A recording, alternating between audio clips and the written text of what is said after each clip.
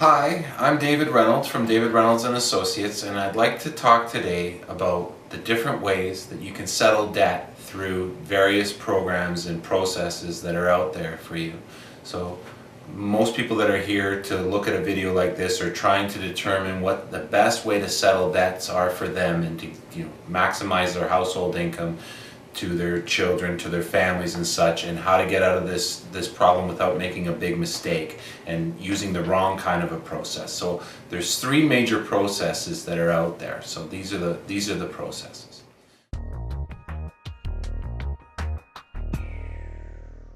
So the first process that you can get involved in is called a not-for-profit organization, NPO as they'll be commonly called. Those people are looking to make an arrangement with your creditors for you, and they are a not-for-profit organization, so it sounds like at the beginning that it's going to be something that is going to be very cost-effective for you. There's also private companies offering to do the same sorts of things, and you're going to hear a lot about these types of companies who are advertising very widely on TV and radio.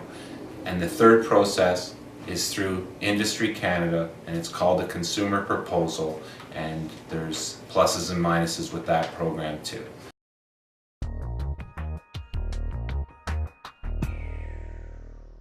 With an NPO, you're going to have to pay the amount of debt that you owe back in full. So a non-profit organization is going to have you come in, they're going to take the $30,000 that you owe, divide it over 60 months and give you a payment of $500 a month plus any interest that is accruing on that debt that they cannot convince a creditor to eliminate. So that's an NPO.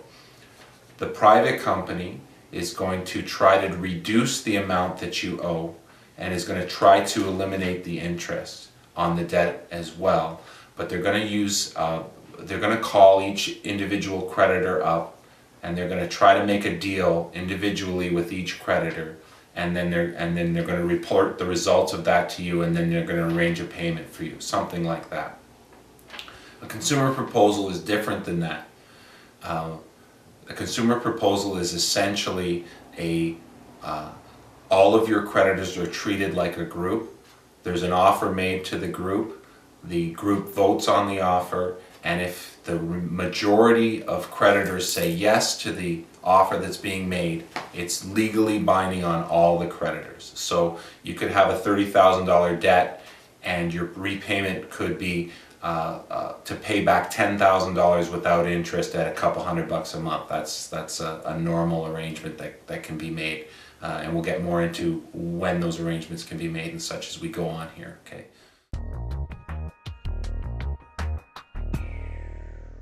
One of the biggest problems with using NPOs or not-for-profit organizations or a private company is that there is no legal stay of proceedings when you file this arrangement. So if you have 10 creditors and 9 of them are on side, and one of them says, I'm not participating in this and I'm going to blow up this deal, I'm going to garnish you wages, I'm going to register on this person's house, I'm going to seize their bank account, then that one creditor can take this deal and torpedo it on you. So, and that's one of the biggest differences you get with a consumer proposal through Industry Canada, is that there's a legal stay of proceedings, meaning that if one creditor serves you with something to go to court, you can bring that into the administrator's office, which I hope is me, and we'll have that thrown out of court for you. So that's a big, huge difference, and don't take that lightly, because that's the biggest problem with trying to settle with a mass of creditors, and is the biggest problem that you can have is that the creditors, one creditor or two creditors, aren't satisfied.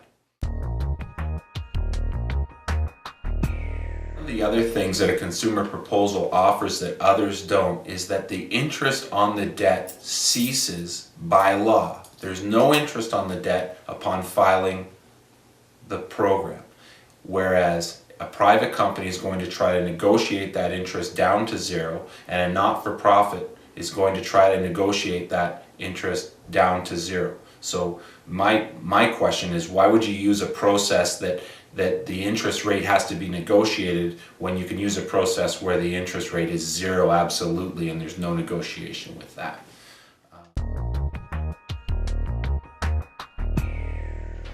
Now, as far as fees go, when you talk about a not-for-profit organization, they're generally going to charge you a fee of 10% of whatever it is that you're paying in. And also they're funded by the banks that keep them in business. That's how they generate fees, is that they have a deal with the banks that the banks will pay them some money to stay in business, and they'll collect 10% off the top.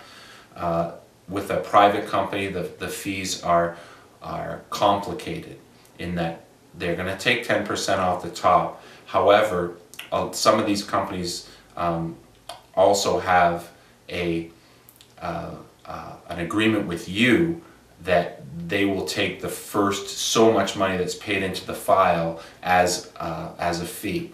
So, for example, one of the companies is Cambridge Life Solutions. They negotiate a fee with you.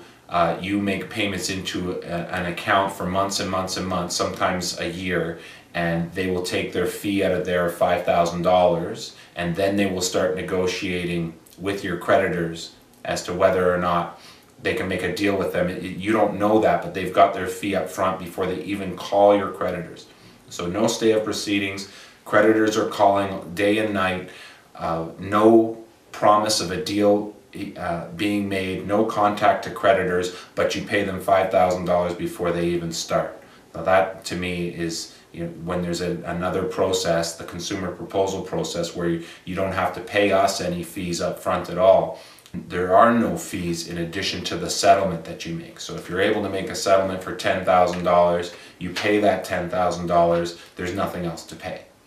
And you get something called a certificate of full performance. That means you're legally released from the balance of the debt, and on with life you go. Things that a consumer proposal can do that others can't do is deal with student loan debt. So if you walk into a not-for-profit office and say, I'd like to settle my student loan debt, you'll be ushered out the door because they don't have an ability to do that. Private companies is the same deal. No student loan debts can be included. Same thing with income taxes. You can't deal with income taxes through those processes, but through a consumer proposal, you can certainly deal with income taxes. It's actually very common to be dealing with income taxes, HST, business debts, such as that, through a consumer proposal process. In conclusion, I think it's very apparent that the best process to use to settle debt is the consumer proposal process. So to review the highlights very quickly: legal protection from creditors, a settled amount being paid back, no interest by law, and you're also dealing with somebody who's licensed by Industry Canada, such as myself, where you're making a payment into a trust account. That trust account holds the funds that are available to creditors, and creditors have to prove to the administrator how much is owed so that we know how much to pay each creditor. And so it's a very safe and organized situation, and it's through your government, and also there's no additional fees to be paid on top of the settlement. A lot of reasons to use this process, which is safe. I hope I've convinced you, and please call me.